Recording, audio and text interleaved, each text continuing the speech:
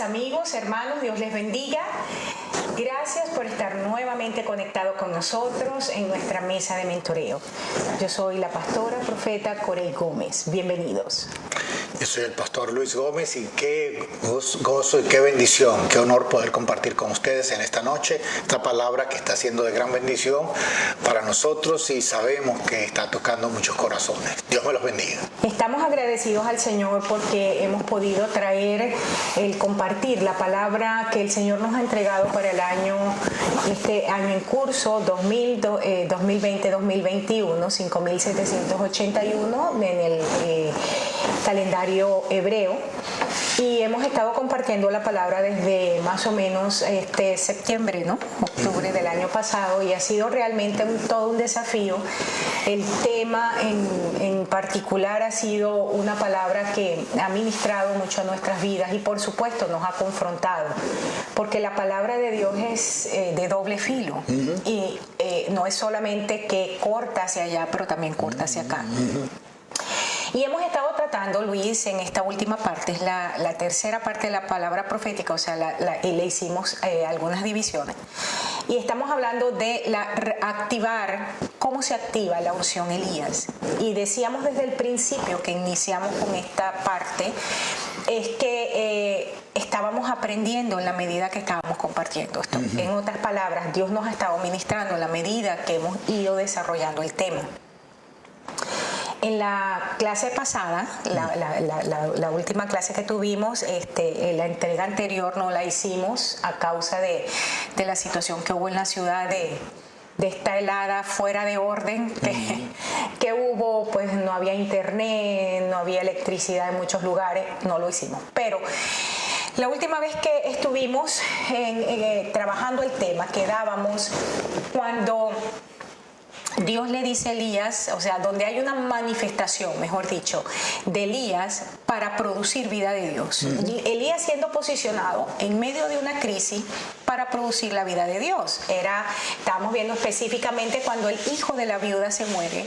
Elías se siente afectado por lo que ocurre y de repente él mismo le dice al Señor, o sea, lo que la gente va a decir es, no se acerquen a ese hombre. Estoy parafraseando porque donde se acerca hay problemas, pero también hay muerte.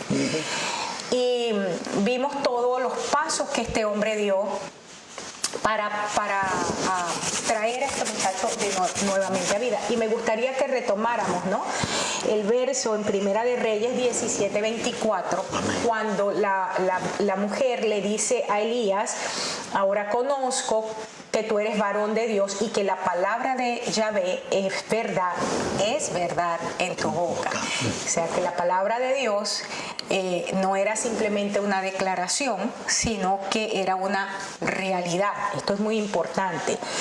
Y con esto, el principio que compartíamos era cómo aquella mujer pudo reconocer lo que Dios había depositado en la vida de Elías.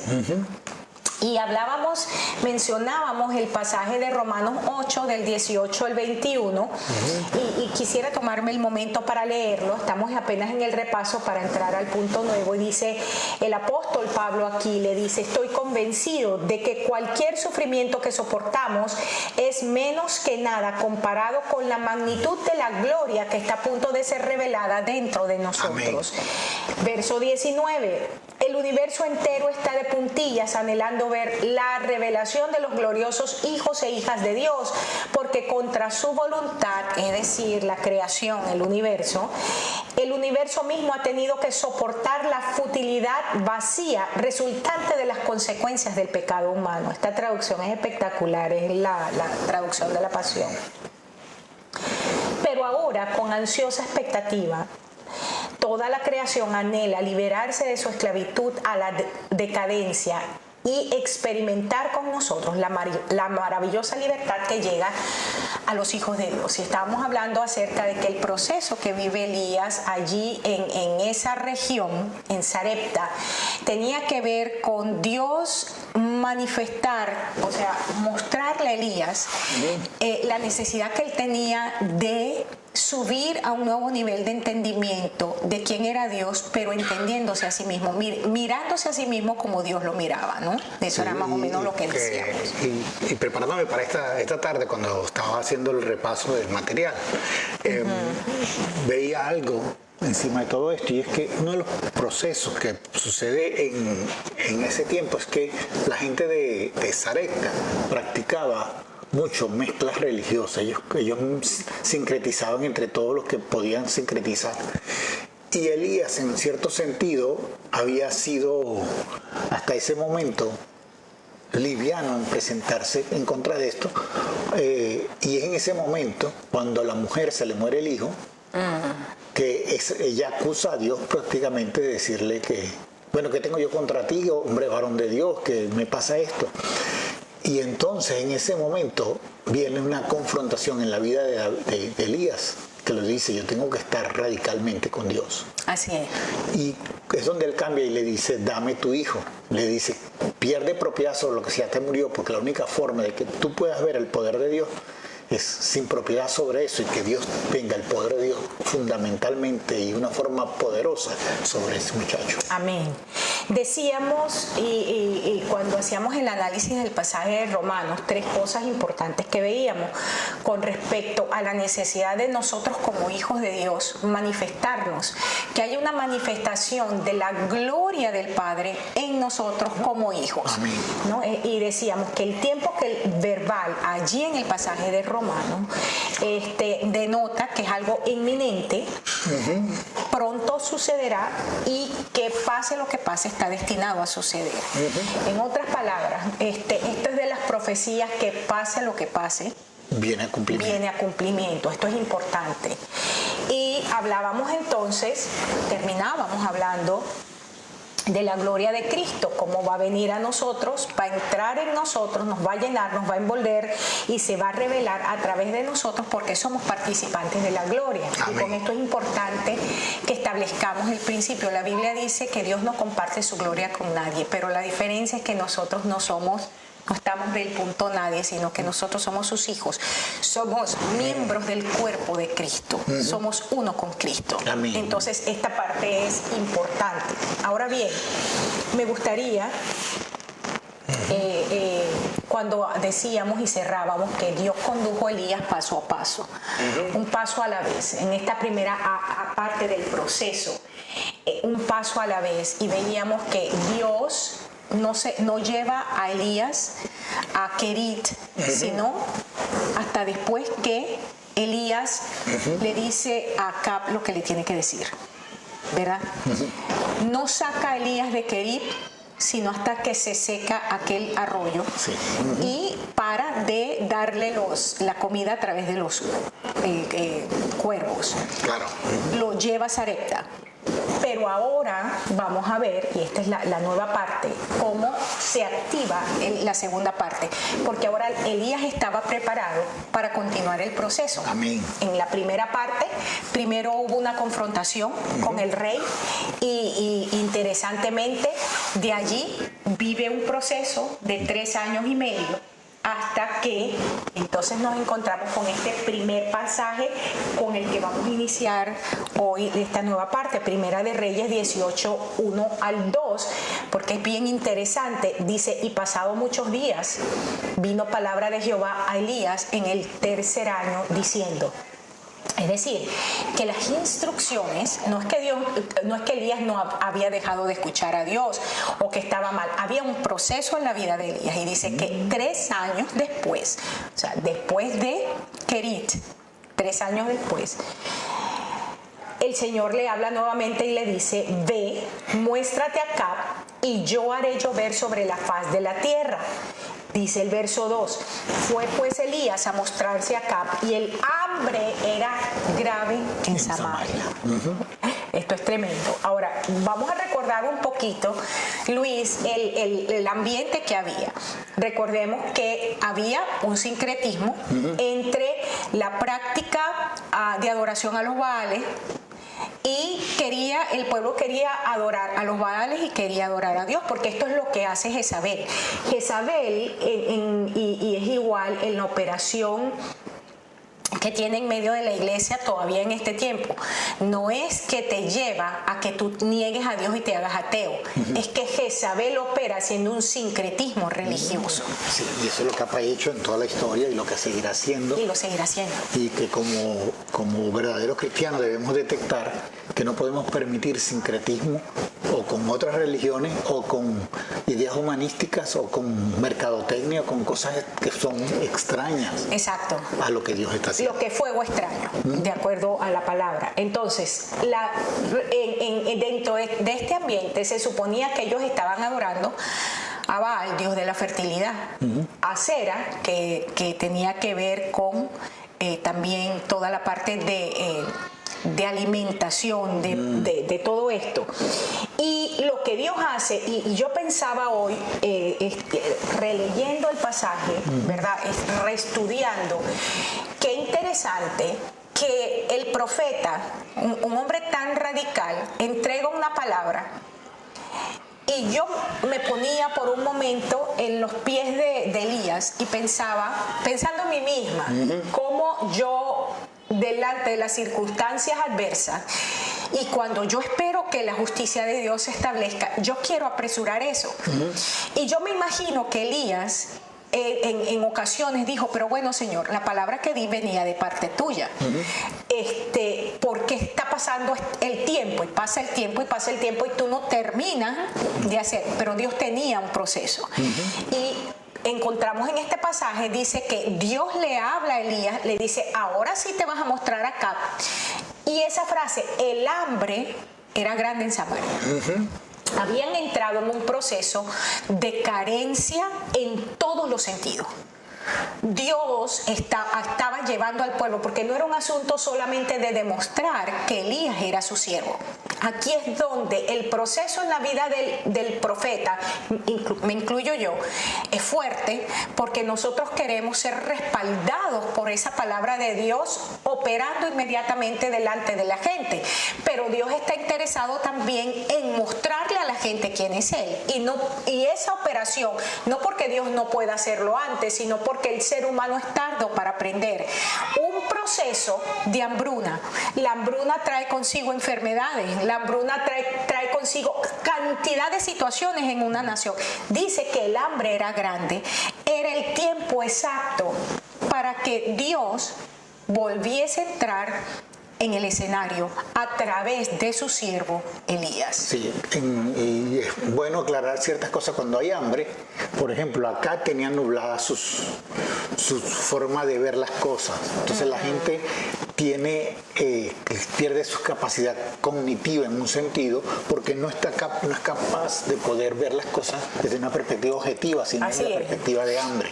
Sus sentimientos se dañan a tal punto que la gente se vuelve cruel, porque por crueldad le quita comida al otro, hace cosas que no debe hacer, y podríamos ver muchísimas cosas más dentro de esto, pero es un momento clave donde Dios dice, es el momento donde yo puedo tocar al pueblo y al rey y a los gobernantes para que entiendan quién es realmente Dios. Una de las cosas con las que cerrábamos el programa anterior, Luis, era diciendo, y yo usaba de forma específica a la nación de Venezuela, y decía que de acuerdo a lo que yo vengo recibiendo de Dios, yo encuentro que este es el momento preciso, hay un kairos para la iglesia venezolana y para la iglesia que ha estado viviendo un proceso como la iglesia venezolana, no importa en qué nación, pero específicamente hablaba de Venezuela, donde es un tiempo donde tienen que prepararse. El hambre ha arreciado, las situaciones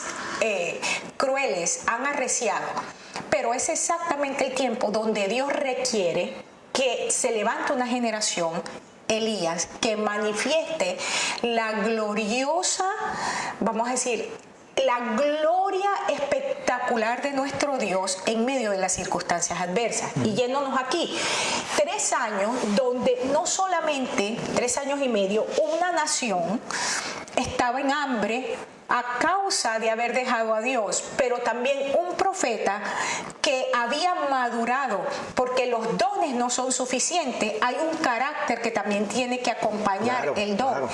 Y Elías en su don era un hombre sin lugar a dudas espectacular, pero pero había un área del carácter que fue madurado en Kerit y que fue madurado en Sarepta, tal como ya lo estudiamos.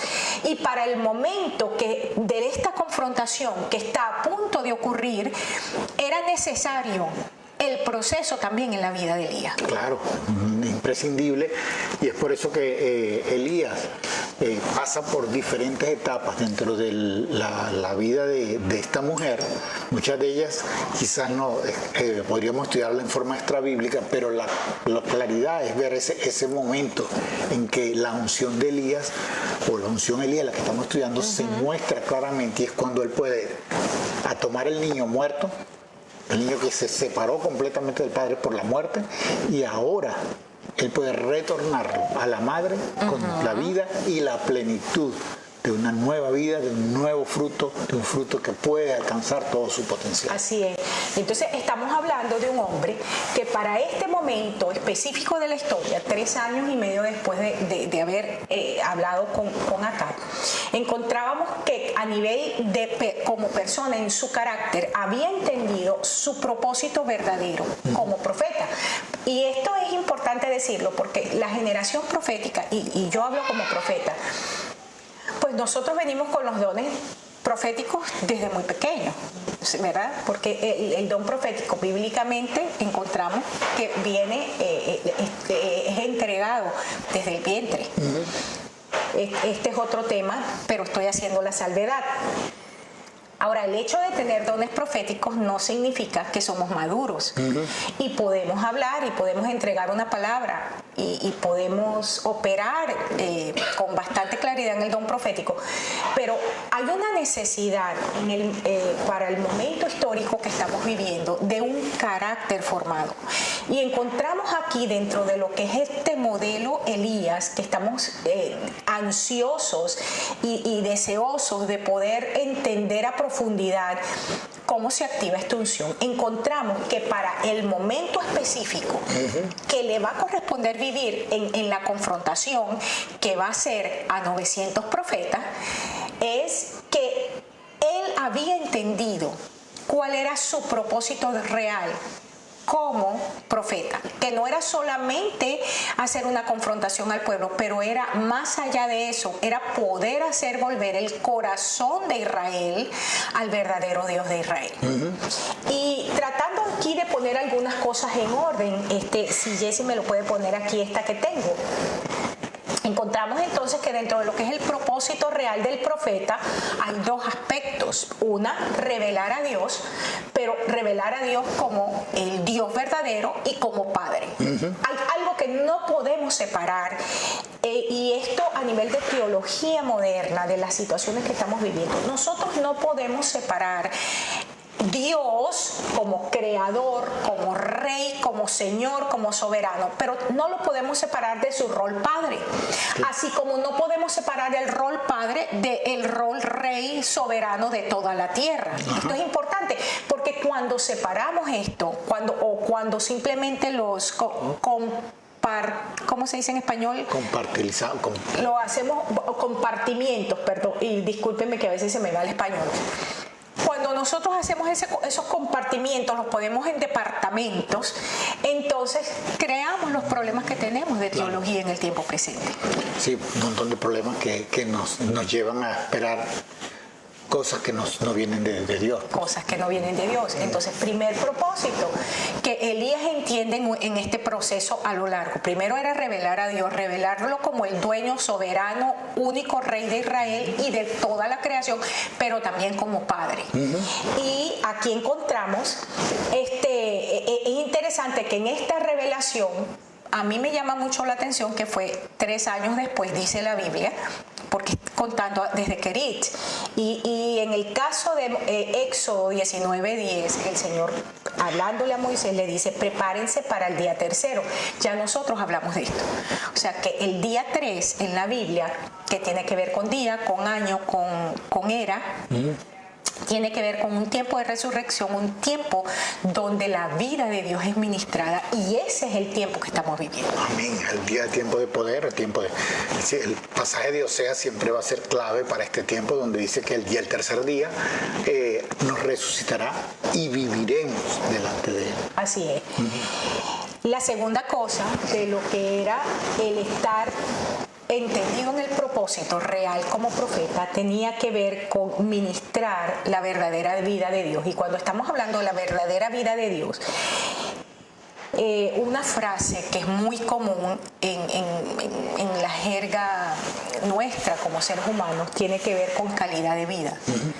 Pero hablar de la vida de Dios es algo que va más allá de calidad de vida. Tiene que ver con la vida que no se muere. No es simplemente vivir eternamente, pero eso involucra una vida abundante, una vida plena, una vida con conocimiento de tu propósito y caminar en ese propósito. Una vida así que cumple y se siente plena, porque tiene que ver con sentirse, pero también tiene que ver con cumplir el propósito. Exacto. Justamente entre paréntesis, quiero decir que dentro de poco voy a empezar un nuevo programa con una amiga pastora, y el nombre que le pusimos al programa es Zoe de Dios. Pero volviendo aquí, tenemos entonces en Oseas, dice que Jehová es el que arrebató, pero Él nos curará. Es Jehová el que hirió y Él nos vendará. Y dice, y nos dará vida después de 2 días, pero en el tercer día nos resucita. Este es un verso interesantísimo, y tú has enseñado este verso en otros momentos, ¿no? Porque pareciera bueno, ya nos dio vida, ¿cómo es que nos va a resucitar después de esto? ¿No? En el día 2 nos da vida, pero en el tercero nos resucita. Porque en el día 2 muestra lo que es la vida, pero en el día 3 muestra lo que es el poder de la resurrección. Y salir de lo que era ser un alma viviente y convertirnos en un espíritu vivificante. Exacto, que esto, la diferencia radica en que la primera simplemente existe. Convertirnos en espíritu vivificante significa que por donde quiera que pasamos ministramos la vida de Dios. Producimos la vida de Dios. Ahora, viene el Señor y le dice a Elías, muéstrate acá. Esta parte es interesante, porque cuando Elías opera trayendo a vida al hijo de la viuda como hijo, él manifiesta la gloria del Padre, ¿verdad? Encontramos en este primer aspecto, esto es antes de que Dios le dice, anda y muéstrate, en el proceso. Esa palabra muéstrate, que le da ahí, que está en una forma de orden, es la palabra Ra'ah. Cosa interesante, que es uno de los nombres para uno de los tipos de profetas, que son los profetas videntes, los profetas Ra'ah. Y le dice, quiere decir, déjate ver, examinar, descubrir. En otras palabras, revélate. Quita el velo, quita lo que te está escondiendo, que no permite que se vea quién eres tú realmente. Que impida que te puedan ver. Estírpalo del frente de ti. Sí, una de las cosas que el último libro de la Biblia, que es el libro de Apocalipsis, ¿verdad? Significa revelación, y tiene que ver con quitar el velo. Es una habilidad de estirpar todo aquello que está impidiendo que tú seas visto. Así es. Y interesantemente, el libro de Apocalipsis no es la revelación de las cosas que van a ocurrir en los últimos tiempos, sino es la revelación de Cristo. De Jesucristo. Sí. De quién fue, quién es y el que ha de venir. Y eso es lo que está diciendo aquí el Señor. Muéstrate acá. Y esto tiene 2 vertientes. Dios le estaba diciendo a Elías, manifiéstate como mi hijo, manifiéstate como la trompeta de plata que fue martillada en estos 3 años, y muéstrate a una generación corrupta y alejada de mí, porque le dice específicamente, manifiéstate acá. Dijo, no vas a ir. Fíjate qué interesante, que él no iba a ir a la cueva donde estaban todos aquellos profetas escondidos, orando, ayunando, pidiéndole al Señor, ¿haz cuándo, no? Le pudo haber dicho, anda allá, dale una palabra, anímalos, tengan un servicio de esos buenos, ¿no? Sino vas a ir al corrupto, al alejado, al que me abandonó. Esto es una cosa que parece contradictoria. Sí, pero estamos en un tiempo donde la iglesia tiene que dejar de ser una complaciente con los gobernantes y empezar a decirle a los gobernantes cuál es el problema, lo que hizo Juan el Bautista con esta misma unción, lo que hizo Eliseo con esta misma unción y lo que hizo Elías en este momento que estamos estudiando con esta unción. Así es. Ahora seguimos. El propósito de Dios, ¿cuál era entonces? Ya encontramos que Él entendía su propósito. Tengo que mostrarme y tengo que hacer que la vida de Dios, o sea, yo tengo que ministrar la vida de Dios a una nación. Entonces, ¿cuál era el propósito de Dios con esa nación Israel? De que Israel, su iglesia, su pueblo, no solamente fuese testigo del poder que hay en Dios, sino también de la misericordia de Dios. Son dos cosas interesantes. Poder sin misericordia o misericordia sin poder no es algo... No opera bien. No opera bien.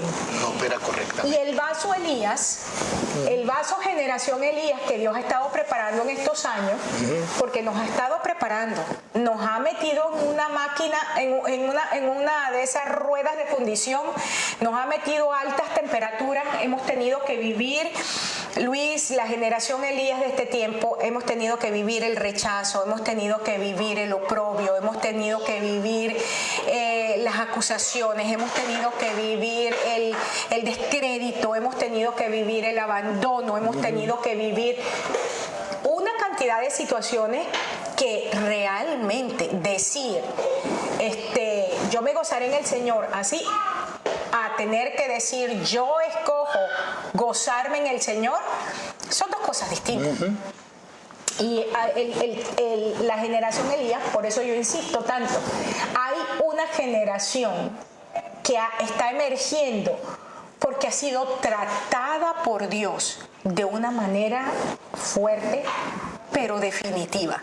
Sí, y quiero que vean porque justamente algo que me llama la atención del mover profético en el último tiempo es que ha habido por parte de otros ministerios que se llama a sí mismo apóstoles o de otros tipos de ministerios que se han movido en contra del ministerio del mover profético. Así es. En una forma impresionante, en una forma a mansalva y tratando de descreditarla, usando herramientas inadecuadas o herramientas de difamación para decir no es momento de escuchar a los profetas porque yo soy apóstol, yo soy un evangelista, yo soy un pastor con tantos años, y desacreditan completamente lo que el profeta pueda estar diciendo, aunque esté en el punto exacto de lo que se necesita para el momento. Ha habido un problema tan serio con esto que yo escuché a un apóstol, bueno, a alguien que se llama apóstol, decir, es que los profetas son los que me hacen los mandados.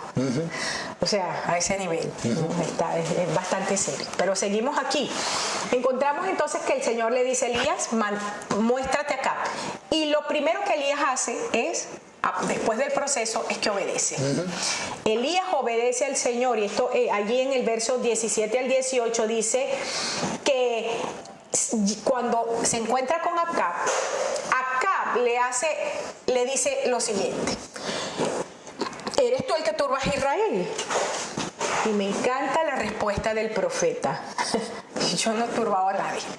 Aquí el único que ha traído problemas, el único que ha traído hambruna, el único que ha traído destrucción, el único que ha traído muerte eres tú y la casa de tu padre. O sea, bien directo. ¿Cuándo? Cuando dejaron los mandamientos de Yahvé y siguieron a los Baales. Wow. Sí, y esto es clave en un tiempo como este porque mucha gente le echa la culpa, fíjense esto, los gobernantes en países latinoamericanos le echan la culpa a Estados Unidos. Sí. Ellos se quitan, dicen, no es mi culpa, es culpa de Estados Unidos, es culpa de las políticas tales, es culpa de aquello, pero no están dando cuenta que han traído a sus naciones adoración a brujos, a adoración a los musulmanes, adoración a un montón de cosas, y no están realmente levantando el nombre de Dios, el Dios Padre, dentro de la población, dentro de la nación, y la nación se están yendo por los vertederos. Así es. La gente que opera bajo el espíritu Jezabel acá, esta unión, siempre va a culpar a los demás de lo que ellos están haciendo. ¿Quién trajo muerte, destrucción, hambre a Israel? Acab y Jezabel. Pero entonces, ¿a quién le echan la culpa? Al profeta. Es tu culpa, al profeta. Y siempre, escúcheme, si usted tiene dones proféticos y todavía no has vivido esto, prepárate, porque siempre vas a ser el culpable. Tú eres el culpable de que las cosas vayan mal en la iglesia, en la casa, con la gente, en donde te metas.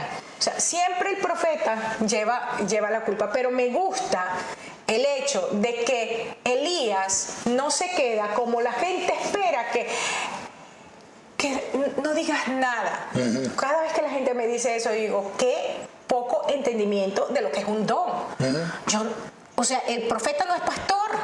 Entiendan eso, el profeta no es pastor, el profeta está llamado a declarar, a denunciar. Entonces, cuando a una generación Elías viene un espíritu, Acab Jezabel, casado, a decirle, tú eres el culpable, esto está ocurriendo porque tú lo creaste, entonces uno tiene que decirle, no, esto es culpa tuya por tu matrimonio fuera de orden, porque trajiste a los Baales, porque entraste en adoración, colocaste cosas en donde Dios tenía que estar sentado y tú dejaste al Señor y te fuiste detrás de tus Baales.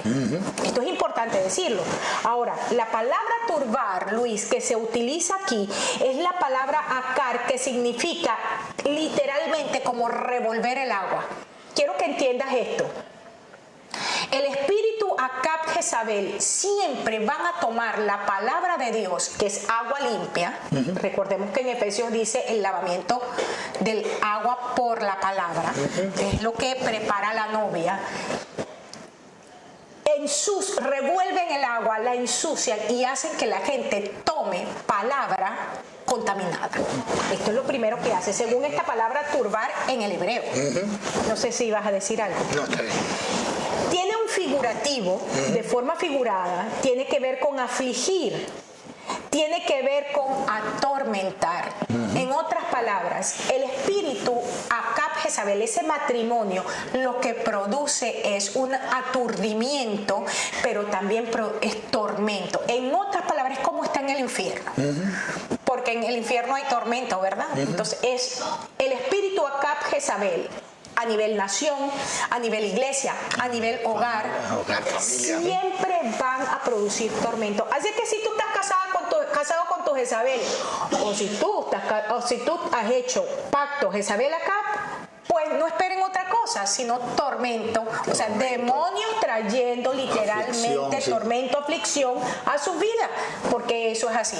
Ahora, la gente podrá decir, nos está maldiciendo. No, entiendan algo, cuando aquí le dice a Elías, tú estás trayendo eso, lo que puede pensar algo, ay, están maldiciendo a la gente. No, tú estás trayendo la turbación, tú estás trayendo el tormento, tú estás trayendo la aflicción, tú estás trayendo la hambruna. Cuando quitas a Dios del lugar que tiene que estar y colocas a los Baales en ese lugar. Sí, y eso es lo que está sucediendo en muchas naciones en tiempos como este, y la gente lo puede revisar. Las naciones, y es bueno decirlo, Nicaragua, donde la vicepresidenta es una mujer ya con bruja comprobada y con todos los órdenes que ella quiera tener, y es una nación declarada la más pobre de Centroamérica, con tantos recursos pero pobre. Venezuela ni se diga. Chávez, el presidente Chávez la vendió a la brujería, al palerío, al santerío, a todas esas cosas. Y Maduro sigue en las mismas cosas, y todos los otros gobernantes que están allí. Y aún empezamos a ver cómo naciones como esta, que en tiempos de otros presidentes, como el presidente Obama, hizo tanta pacto con brujería africana, tantas cosas, y cómo la nación empezó a decaer a niveles. Y este presidente, que apenas tiene un mes, y ha querido retornar el país a lo que fue Obama, y está creando una situación tan tal que los precios todos se están aumentando. De lo que él llegó, en 4 semanas se murió 100.000 personas por COVID, cosa que no había sucedido en el año anterior. Y entonces ahora están... Sí, hay un desastre. Sí. Y la gente dice, pero es que esta es culpa de... Y todavía a estas alturas están operando como están operando. Pero seguimos. Fíjate que me gusta mucho, volviendo aquí a la palabra turbar, cómo le echamos la culpa siempre al profeta. Y David, disculpen que estamos en vivo y tenemos perros aquí, ¿no? Entonces de repente pueden escuchar algunos ladridos. En el Salmo 109, del 2 al 5, encontramos lo siguiente. Voy a leer 2 versiones, Luis, la versión de la Pasión y la otra versión es una en inglés, The Voice. Bueno, ambas son en inglés, pero están traducidas. Por supuesto, dice... Este es David diciendo, los malvados me calumnian con sus mentiras, incluso justo enfrente de mi cara, mienten entre dientes. No les he hecho nada, pero todavía me rodean con sus venenosas palabras de odio y vitriol. Aunque los amo, me acusan como Satanás por lo que nunca he hecho. ¿Le parece a usted una historia conocida? Oraré hasta convertirme en oración misma. Ellos continuamente me pagan con mal cuando les muestro el bien. Me dan odio aún cuando les muestro amor. Wow. Esta versión es fuerte. Mira esta otra versión, The Voice. Mis enemigos han abierto sus bocas perversas y engañosas y han soplado sobre mí su aliento inmundo. Me han calumniado con su lengua torcida y desatado palabras repugnantes que se arremolinan a mi alrededor. Aunque no he hecho nada, me atacan. Aunque les ofrezco amor y los guardo en mis oraciones, ellos me acusan. Aunque los trato bien, me responden con maldad. Y aunque les doy amor, responden con un gesto de odio. Wow. Esto es lo que pasó. Acab le dice, tú eres el que turba a Israel. Pero qué bueno. Y nos muestra la forma de responder. No, yo no soy, eres tú. Tremendo. Ahora, pasemos, pues ya vamos llegando. Elías entonces asume el desafío. Se presenta acá, tienen esa primera confrontación entre ellos. Ahora recordemos que es un profeta confrontando a un rey que podía decir, te voy a cortar la cabeza ya mismo. Y encontramos aquí, después que Elías le dice, tú eres el que lo hace, le dice, vamos a hacer una cosa. Congrégame a toda Israel en el monte Carmelo, a los 450 profetas de Baal, a los 400 profetas de Acera que comen en la mesa de Jezabel. Me los vas a juntar a todos en Carmelo. Y la palabra Carmelo, Luis, significa huerto, jardín sembrado, significa abundancia, significa fertilidad. Él está diciendo, me los vas a traer al lugar de fructificación para que aquí no haya excusa. Me los vas a traer, a mí Carmelo me habla de iglesia. O sea, pues se supone que eso es la verdadera iglesia, no estoy hablando de la iglesia institucional. No, claro, la iglesia de Dios, el lugar donde Dios se muestra poderoso y donde el fruto de Dios, la cosecha de Dios es permanente. Quiero que vayas tomando nota de esto porque vamos a empezar a ver un mapa de cómo se hace la confrontación.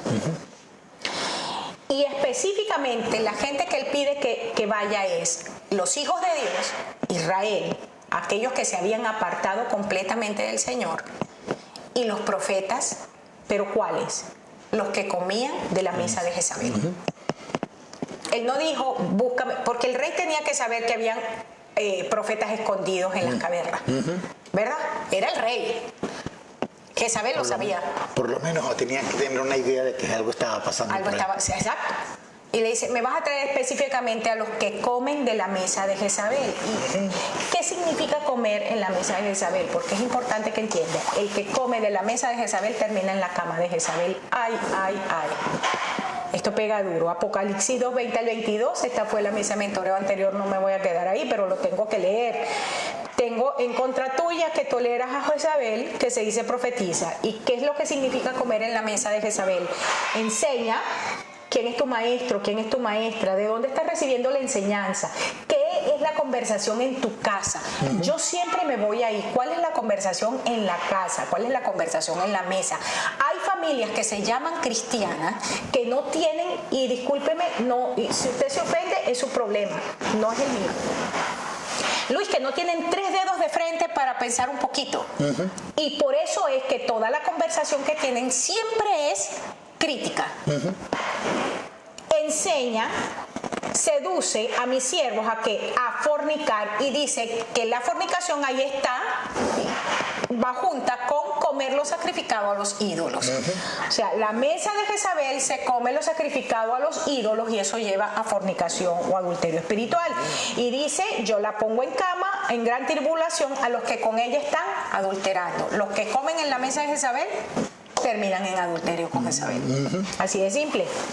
Llévame, me vas a congregar a los que han dejado al Señor, Israel, que ha dejado al Señor, está en sincretismo, y a los profetas que están comiendo con Jezabel y han terminado en adulterio con ella. ¿Esto es serio? Exactamente. Hay un punto clave aquí, porque muchos de esos profetas de Jezabel eran profetas que se llamaban profetas de Jehová. Exacto. Sí, ellos se llamaban profetas de Jehová. Y en la Biblia siempre, si ustedes revisan, hay muchos reyes que dicen que quitaron los altares, pero dejaron los lugares altos. Los lugares altos eran lugares sincréticos o de sincretismo, pues, para establecerlo de la mejor forma. Y era que eran lugares donde la gente empezaba a adorar a Dios, pero en altares dedicados a dioses extraños. Así es. Y es por eso que Dios no le gustaba esa adoración en esos lugares, porque era adoración ilegítima, y es lo que pasa ya con los hijos de Aarón, que prendieron fuego extraño. Una de las cosas que el Señor dice a través del apóstol Pablo, y lo coloqué allí, 1 Corintios 10:21, no puedes. No puedes. Hay gente que dice, todo lo puedo en Cristo que me fortalece. Hay cosas que no puedes. Aquí está bien claro, bien enfático. No puedes beber la copa del Señor, que significa, no puedes hacer pacto con el Señor, y no puedes comer la copa de los demonios, y no puedes hacer pacto con los demonios. Y Jezabel es un demonio. No importa que se vista de seda, que se vista de Prada. No era que casi no era la película. El diablo se viste de Prada. No puedes participar de la mesa del Señor Y de la mesa de los demonios. y no está hablando aquí de la comunión que, las poquitas iglesias que quedan que la practican, ¿no? De la cena del Señor, aunque hay una alusión directa a esto, pero recordemos que la cena del Señor es un simbolismo de lo que es la comunión entre los santos con el Padre. Sí, aquí está hablando de pacto. Pacto es un tema que es muy fuerte, muy largo y requiere mucho detalle, pero el punto es, si nosotros no entramos en comunión, que tiene que ver con pacto, con nuestros hermanos que podemos ver, va a ser muy difícil que nosotros podamos hacer pacto con Dios, que no vemos, pero es muy fácil entrar en pacto con cosas aquellas que nos apelan a las emociones y a los sentidos, y es por eso que nosotros tenemos que depender de la palabra que estamos recibiendo. Y recuérdense, Elías pasa de ser un hombre que pudo ir más allá de los problemas religiosos, de poner la ley, la letra de la ley a un lado y ver el espíritu de la ley, comer de lo que lo daban los cuervos, tomar el agua del arroyo, y entonces llegar a comer de lo que una viuda en un país idolátrico le estaba ofreciendo para comer.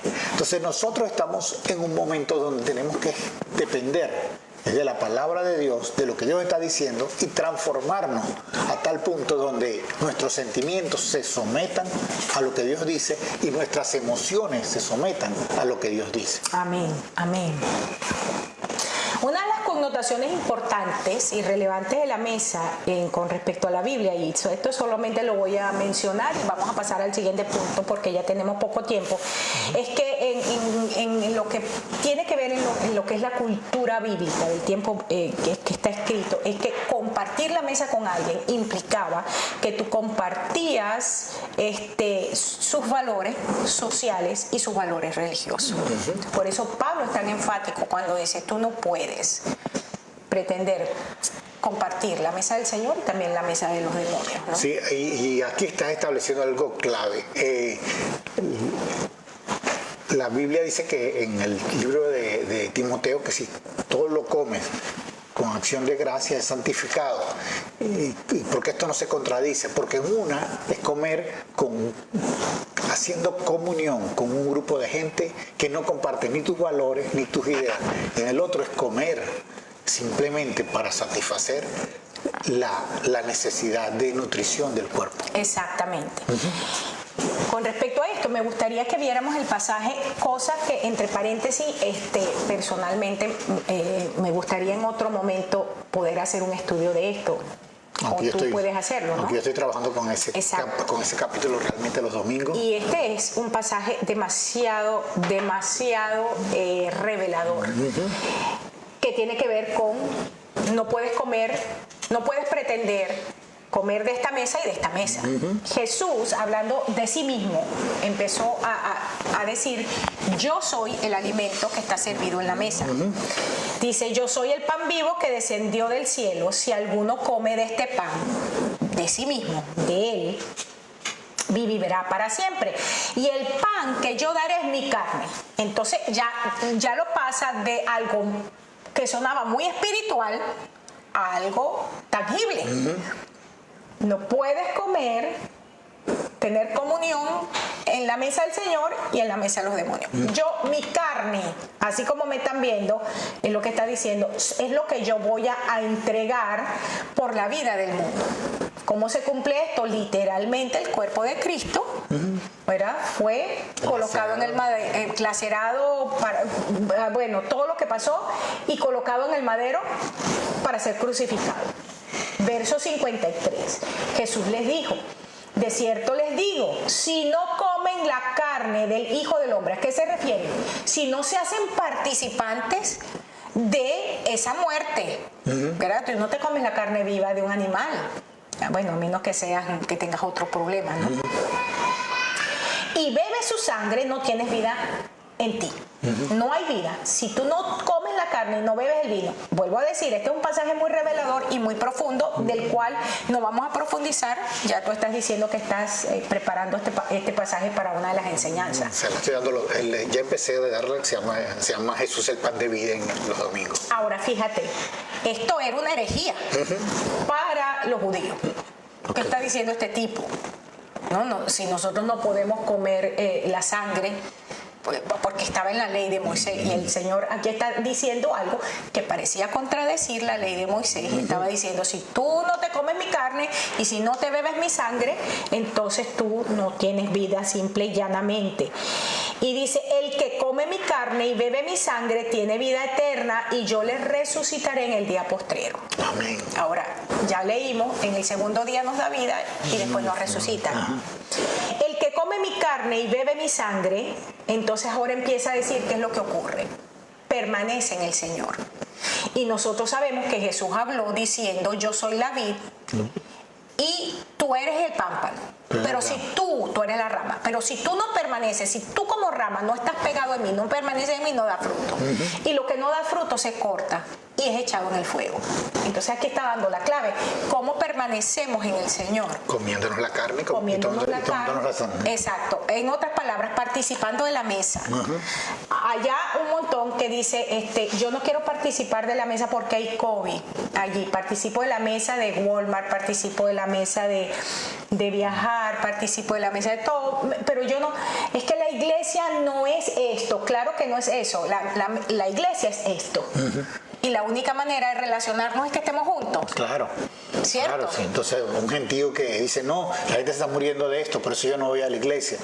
Y ha perdido la comunión, pero quieren los beneficios de la iglesia. Pastor, ore por mí. Dice: pero si tienes un año que no te veo.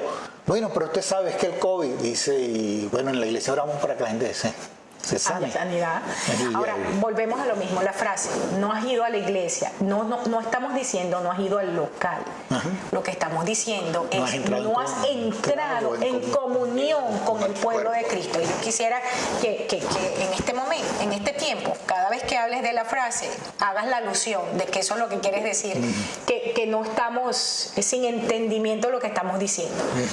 Entonces, seguimos en el verso 56: el que come mi carne y bebe mi sangre, en mí permanece y yo en él. Como me envió el Padre, viviente y yo vivo por el Padre, asimismo el que me come, él también vivirá por mí. Aquí Jesús está siendo muy enfático de lo que significa participar de la mesa del Señor. ¿Cómo se sabe? Tienes vida. Tienes Permanece y fructifica. Sí, es que no hay nada que opinar aquí, está todo hecho.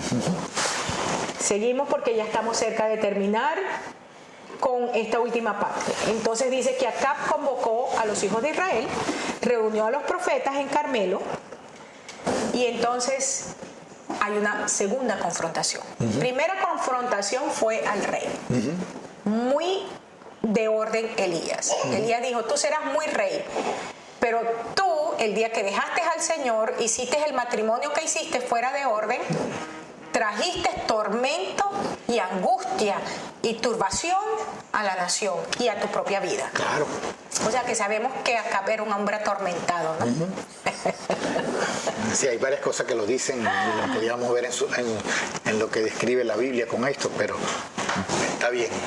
Seguimos y dice que Elías se acerca al pueblo, segunda confrontación, y ahora confronta al pueblo y le dice, ¿hasta cuándo? Esta versión Reina Valera del 60 dice, ¿hasta cuándo vas a claudicar entre dos pensamientos? Si ya ves Dios, síguele, pero si Baal es Dios, bueno, quédate con Baal, pues. Y dice que el pueblo no respondió palabra. ¡Wow! Elías confronta al pueblo, ¿hasta cuándo vas a claudicar? El pueblo no responde. ¿Qué significa claudicar? Coloqué aquí 5 versiones. Puedes colocarla allí, Jessie. Primera versión dice, ¿hasta cuándo van a saltar de un lado a otro? Esa gente que salta de un hueco para otro hueco. Ellos andan de congregación en congregación porque nunca hay un pastor que les calce. Nunca la enseñanza es lo suficientemente buena. Para otros es demasiado profunda. Ay, no, aquí es demasiado agua. ¿Hasta cuándo van a estar con esa saltadera? Quédense quietos. ¿Cuánto tiempo más? La otra traducción. Tratarán de hacer las cosas de ambas maneras, o sea, usando las dos metodologías. Otra traducción. ¿Hasta cuándo van a seguir indecisos? O sea, que la indecisión es algo que a Dios no le gusta. No, para nada. ¿Hasta cuándo vacilaréis vosotros entre dos pensamientos? La traducción de Jerusalén. ¿Hasta cuándo van a estar cojeando de los dos pies? Esta me gustó. La versión católica, por cierto. Ajá. Y Pablo lo dijo de esta manera. Quiero leerlo. Gálatas 5, 16 al 18 en la versión amplificada. Camina habitualmente, o sea, como un hábito, como un estilo de vida, en el Espíritu Santo.